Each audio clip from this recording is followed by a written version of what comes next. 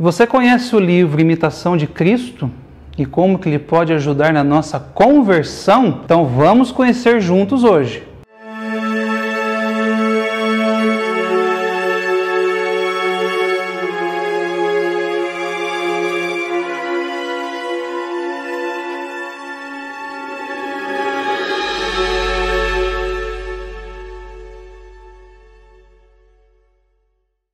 Olá, salve Maria, sejam todos bem-vindos ao programa Nossa Igreja Católica. Eu sou Mário Boldrini e quero convidar você a conhecer melhor a nossa fé, algumas curiosidades e muita informação sobre a Igreja de Cristo. Já lembrando de cara que se você não é inscrito no canal Rosa Mística Pinhal, não perca tempo, se inscreva, ative todas as notificações para ficar por dentro do que ocorre aqui na Paróquia do Divino Espírito Santo, Nossa Senhora das Dores. Curta também a nossa página no Facebook e envie a sua sugestão, a sua crítica, o seu elogio, a sua dúvida para nós pelo 3651 3046, que é o WhatsApp aqui da Paróquia do Divino Espírito Santo e Nossa Senhora das Dores. E também é o telefone aqui da Secretaria Paroquial, caso você queira falar com os rapazes lá. Tá joia? Então, dito isso, vamos para o nosso tema de hoje. Ao longo de todos os programas que eu fiz até hoje aqui no Nossa Igreja Católica, eu procurei sempre apresentar as questões práticas da nossa fé, não é? Como que nós celebramos a Santa Missa, como que nós podemos conhecer melhor a Cristo, como que nós podemos conhecer a nossa fé, enfim, para isso que existe esse programa Nossa Igreja Católica, onde eu sempre procuro mostrar as coisas ou curiosidades sobre a fé católica, mostrando assim as Bíblias, os livros sagrados, muita coisa eu já mostrei até hoje. E isso para nós é importantíssimo, conhecermos as questões práticas da nossa fé. Mas uma coisa que nós devemos levar em conta dentro da Igreja Católica e da nossa fé pessoal é que o conhecimento ele deve vir atrelado também à devoção. Porque conhecer é uma coisa, Mas quando nós praticamos aquilo que nós conhecemos, a nossa vida se torna muito melhor. E é por isso que, a partir de hoje, eu gostaria de falar um pouco mais sobre as nossas práticas devocionais, O que seria a nossa prática devocional? É quando nós alimentamos a nossa vida, quando nós alimentamos a nossa alma, e o nosso espírito, Lembra do programa passado? Quando nós alimentamos o nosso espírito e alimentamos a nossa alma com aquilo que pode sustentar a nossa vida, E isso a gente consegue a partir da vida de oração. Então eu queria falar um pouquinho para vocês hoje sobre um livro que talvez muitas pessoas não conheçam, que é um livro chamado Imitação de Cristo. Mas espera aí, Mário, Imitação de Cristo? Que nome estranho, É alguém que quer imitar Cristo, que quer ser como Cristo, que está querendo tomar o lugar de Cristo? De forma nenhuma.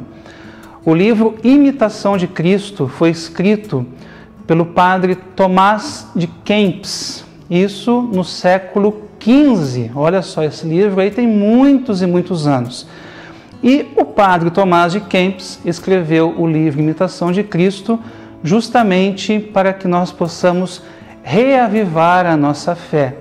Só que isso foi escrito, lembrando, no século XV, em todo um contexto histórico que estava acontecendo na época, onde o clero estava, de certo modo, perdendo a sua fé, estava deixando de lado aquilo que era essencial e talvez se tornando um pouco mais modernista. Então, em suma, o livro original, ele nunca trouxe a autoria, quem era o autor do livro. Ele sempre trouxe assim todo o conteúdo devocional que se trata o livro, que eu vou falar daqui a pouquinho, mas nunca trouxe quem era o autor. Hoje sabemos, a partir de dados históricos e outras informações, que quem escreveu o livro foi o padre Tomás de Hemmeken, que era um padre alemão. eu falei Tomás de Kempis, mas o nome original do padre era Tomás de Henneken. Só que ele nasceu na cidade alemã de Kemper, que em latim ficou Kempis. Então conhecemos hoje o nome do autor do livro como Tomás de Kempis, não é? Deixou de ser Tomás de Henneken para ficar Tomás de Kempis. Bom, esse é o autor do livro, esse contexto histórico do século XV em que o livro foi dirigido. Mas como é que é a estrutura física do livro, né? Como é que o livro funciona? Como é que nós podemos ler o livro Imitação de Cristo? O livro ele é dividido em 4 seções, não é? E dentro dessas 4 seções tem os seus capítulos, e cada capítulo tem começo, meio e fim. Inclusive, para muitos tem a tradição da gente rezar ao Espírito Santo antes de abrirmos o livro Imitação de Cristo, para vermos aquilo que Deus nos quer falar hoje. Porque cada capítulo pode ser lido independentemente, não é um livro que você lê do começo ao fim. Cada capítulo dele tem o seu começo, meio e fim. E como é que é dirigido o livro Imitação de Cristo? Os 2 primeiros capítulos nos falam a respeito da estrutura nossa de vida, né? Como é que nós podemos conformar a nossa vida à vida de Cristo. Daí o nome Imitação de Cristo. Como que nós podemos imitar a Cristo em nossa vida. E os outros 2 capítulos, né, os outros 2 restantes, falam aí a respeito da vida de oração e da vida eucarística, não é? Nos fala a respeito da Eucaristia, o próprio Cristo que se faz corpo e sangue para o nosso sustento. Mas, Mário, esse livro foi escrito no século XV, não é? É um livro talvez um pouco antigo. Nós temos tantos livros hoje de autoajuda, nós temos tantas coisas que talvez possam nos ajudar no que diz respeito à nossa fé, à nossa igreja. Gente, um dado histórico sobre a imitação de Cristo é que ele foi escrito no século XV, onde não existia ainda nem a imprensa, não existia ainda nem a imprensa tipográfica como nós conhecemos hoje. E nesse mesmo tempo já existiam milhões de cópias feitas à mão do livro Imitação de Cristo. E essas cópias estavam, aliás, como eles estão, né, que elas existem, elas estão divididas por toda a Europa. Para a gente saber o tanto de sucesso que esse livro fez na época, que as pessoas tinham todo o trabalho de escrever à mão o livro para poder divulgar para outras pessoas. Estamos no século XV, né? Só para nós recordarmos. E hoje o livro ainda é um grande sucesso. E outro dado histórico, né, interessantíssimo, que basta uma rápida pesquisa, a gente já consegue comprovar isso aí, que o livro A Imitação de Cristo é o 2º livro mais vendido do mundo, depois, claro, da Bíblia Sagrada. Então, se você não conhece o livro Imitação de Cristo, eu te convido fortemente a conhecer esse livro, a adquirir um exemplar, não é? Começar a ler, desfrutar da leitura, porque é uma linguagem acessível, não é? Nós temos aí as edições pela editora Paulus, temos aí pela editora Paulinas, nós temos aí pela editora Vozes. Cada uma dessas editoras trouxe o seu exemplar com comentários, né, traduzidos do francês. Inclusive, a edição que eu acho mais interessante é a edição da Vozes, porque ela traz comentários de São Francisco de Sales. Né? Tem o texto integral da Imitação de Cristo e após cada capítulo tem aí os seus comentários feitos por São Francisco de Sales. Então, que nós comecemos, não é, a nos aprofundar nas nossas práticas devocionais. O livro Imitação de Cristo é, sem dúvida nenhuma, uma das maiores relíquias que nós podemos ter dentro da Igreja Católica. eu esqueci de dizer que você pode encontrar de graça na internet também, tá joia? Se você não conseguir comprar ou não quiser comprar, você consegue encontrar o livro todo na internet para você fazer download, né? Você que gosta de mexer com o computador aí, que tem os seus macetes aí, você pode baixar o livro todo numa rápida pesquisa pelo Google, tá joia? O Conrado vai colocar para a gente aí, né, como já colocou, a capa do livro para nós podermos conhecer aí e podermos desfrutar melhor dessa leitura magnífica que é o livro A Imitação de Cristo. Outra coisa, só para nós nos aprofundarmos um pouco melhor no livro, é que ele não foi escrito para leigos, não é? Assim como eu, assim como você. Porque o padre Tomás de Kempis, ele era um monge, não é? E o livro foi direcionado justamente para os monges da abadia que ele morava. Então, se a gente começar a ler o livro, a gente pode, assim, achar um tom um pouco individualista dentro da mensagem do livro. Só que esse tom individualista é justamente para os monges, que são homens sozinhos, que são homens individuais, não é? Que não têm assim uma vida muito comunitária dentro de um mosteiro, né? A comunidade deles é feita por eles mesmos, mas no mais da vida são homens sozinhos.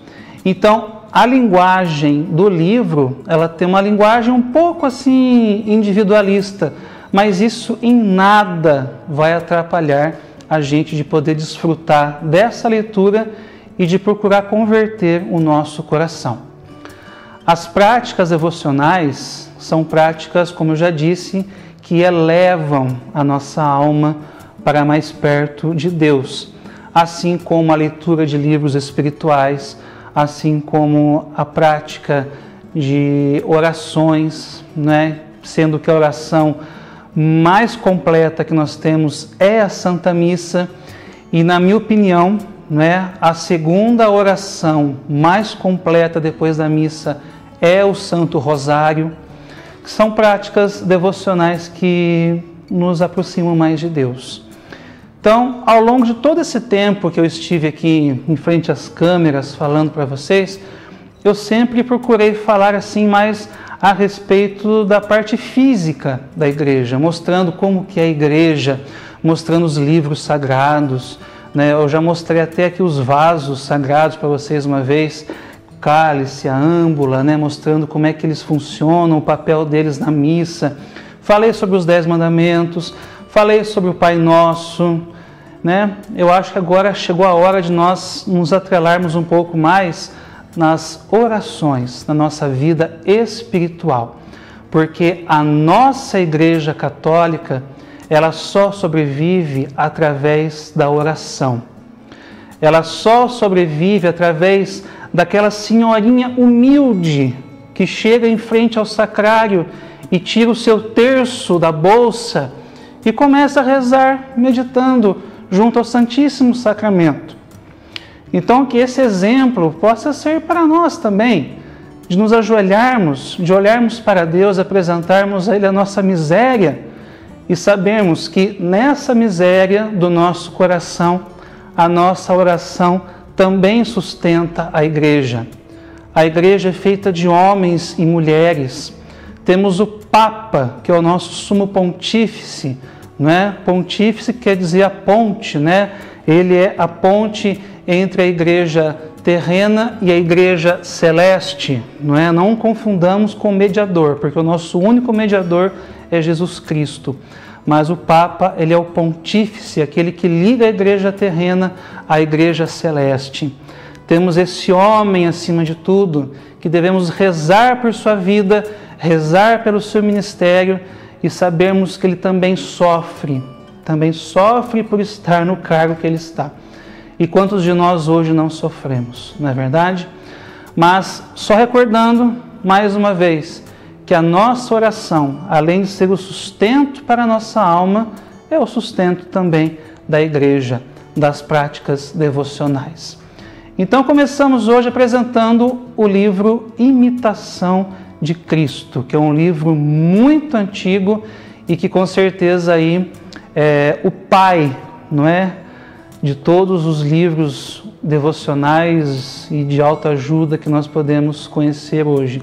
Mas livros de autoajuda católicos, né? Pelo amor de Deus, não confundamos aí com outros tipos de autoajuda que de católico não tem nada, não é? Se não fala de Cristo, se não fala da igreja, se não fala de oração, foge, né? Porque está falando de outra coisa que não tem nada a ver. Tá joia? Então, com esse programa de hoje, apresentei a vocês o livro e a partir de hoje falaremos um pouco mais sobre as nossas práticas devocionais, como rezar o Santo Terço, como que nós podemos melhorar a nossa intimidade com Maria, como que nós podemos melhorar a nossa intimidade com os santos, né, conhecendo a sua história de vida, enfim. É isso. Não vou me alongar muito aqui, porque tem muita coisa para a gente falar ainda. Tá joia? Eu só agradeço a vocês pela audiência, por estarem mais uma vez ligados aqui no programa Nossa Igreja Católica e peço que Deus possa abençoar você, sua família, a sua vida e até o próximo Nossa Igreja Católica aqui na TV Rosa Mística Pinhal. Até lá e um forte abraço!